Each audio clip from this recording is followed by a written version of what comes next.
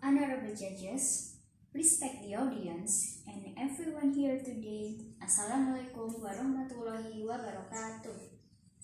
First of all, I'd like to thank the Almighty God. It is because of Him we are all able to attend this contest.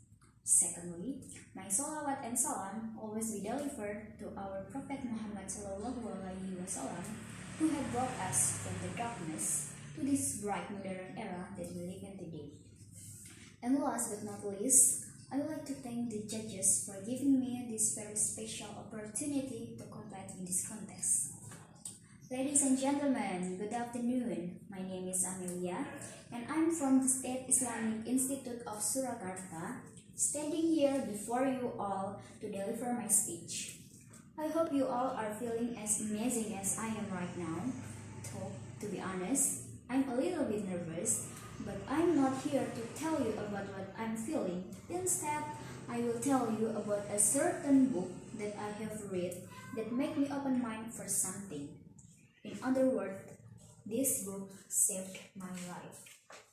Now, before I start, I'd like to ask one question. Have you ever had this feeling when you see a book sitting on a bookshelf in the bookstore, and at the moment you see the cover and read the synopsis, you just knew you were going to love it? Well, I have. A book entitled A Little Women by an honorable and well-known writer, Louisa May Alcott. This book about the story of four sisters in the 19th century. The oldest girl named Margaret, or commonly called Meg, 16 years old. The second girl named Josephine, or commonly called Jo, 15 years old. The third girl, named Elizabeth, 13 years old, or commonly called Beth. And the last girl is Amy, 12 years old. The four siblings have different personalities.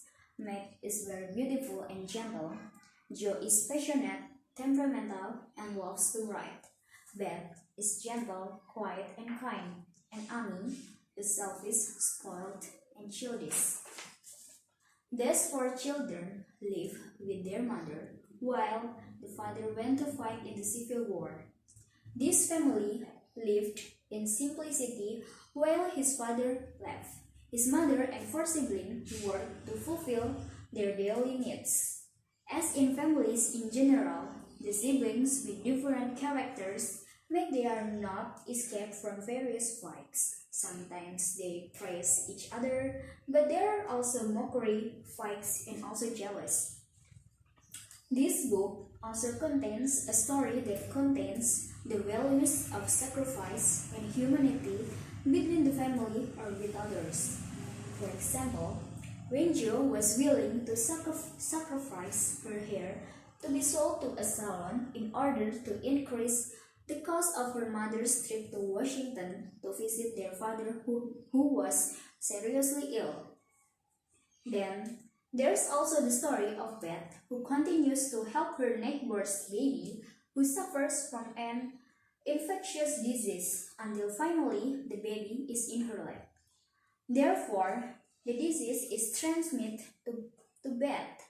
At such time is the hardest time for them. They have to take care of Beth when their parents are not at home.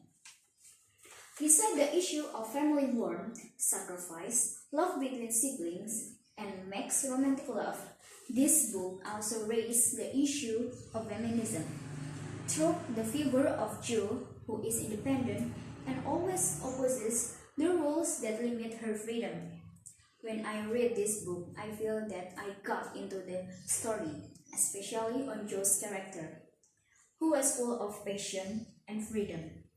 Reading Little Women saved my life.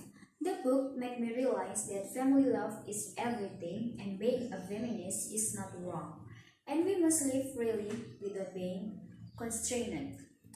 And now I feel so thankful to the writer Louisa May Alcott and her book Little Women, which indirectly led me to the better path. One more thing that I will say is not about what kind of book that you read. It can be horror, romance, or even comedy.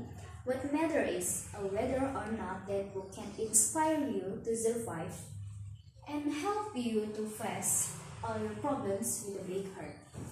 That's all for my speech. Thank you very much for your attention. Wassalamualaikum warahmatullahi wabarakatuh.